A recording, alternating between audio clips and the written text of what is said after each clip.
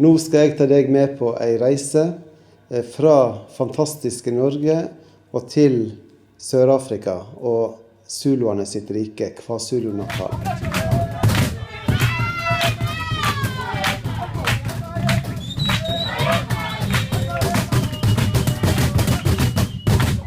Hei, jeg heter Tore, og jeg driver foreningen Children of Zululand sammen med mange andre gode hjelpere.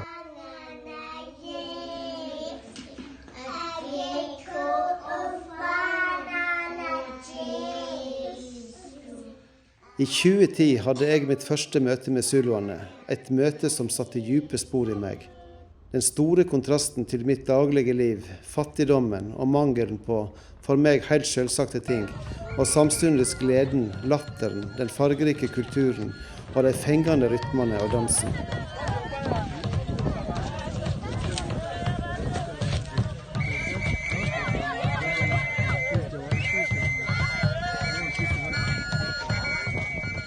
Det har blitt mange turer siden 2010, og i 2012 dannet jeg Children of Zululand, fordi jeg hadde et ønske om å forplikte meg til et mer varig hjelpearbeid, og samtidig late andre få ta del i det og de opplevelser og erfaringer som jeg har gjort meg. Children of Zululand opptatt av å gi barna en sjanse. Det å sørge for at de har en seng å sove i, at de har klær og mat, at de har voksne som bryr seg, og ikke minst høve til å gå på skole og få seg en utdanning. Det er vårt bidrag. Vi hjelper også de som ofte faller utenfor i dette samfunnet, de funksjonshemma.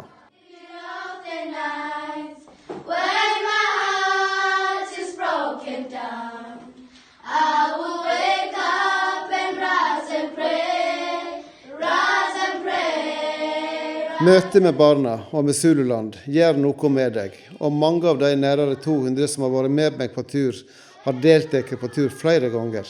Children of Zululand har gitt flere barn en plass å bo. Barn som før sov på noen tepper rett på bakken, har fått et hus med dører og vinduer og en seng å sove i. De får også mat og klær og hjelp til å gå på skole. Noen av barna har fått norske faddere gjennom Children of Zululand. Jeg har selv et fadderbarn som ikke er barn lenger, men en ung mann. Lindor tar nå utdanning som lærer, samtidig med at han jobber som lærer på en av skolene som vi har et samarbeid med.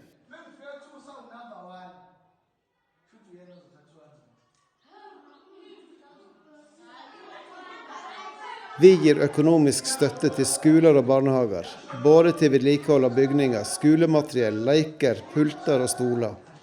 Vi har også skaffet og lønnet lærere på skoler der det mangler. I Sør-Afrika er det vanlig med skoleuniform, og vi har sørget for mellom annet sko og slips til flere hundre elever. Vi har også alltid med oss en del klær, leker og skolesaker fra Norge, som vi deler ut medan vi er der. Min gode mor, Rosa, og mange flere sitter og strikker flotte klær og tepper til nyfødte babyer. Dette tar vi med oss til Zululand og gir til nyfødte unger på landsbygda og på fødeavdeling på sykehus. Vi har fått laget våre egne strikkeoppskrifter som vi gjerne deler med alle som har lyst til å strikke for oss. Children of Zululand har et ønske om å bygge flere bostader og skape en hel liten bydel med norskfinansierte småhus, samt en barneheim. Dette er et stort prosjekt, men vi har troa på at vi kan få det til, sammen med mange støttespillere.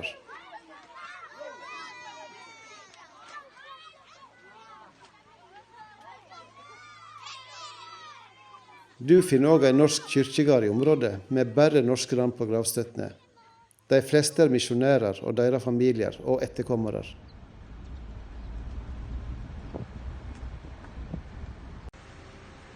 Sør-Afrika er et fantastisk land å oppleve. Naturen, det eksotiske, folket, kulturen. Et fargesprakende samfunn med latter og glede, dans og rytmer.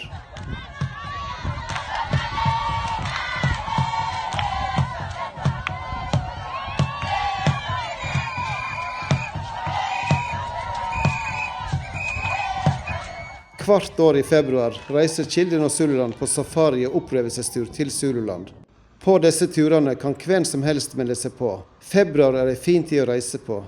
For oss er det et avbrekk fra vinter og kulde til et par veker med sol og sommer. I Sør-Afrika er det sensommer når vi kommer dit. Turene byr på spennende møter med både kultur, folk, tradisjon, marknader og de ville dyra i Afrika.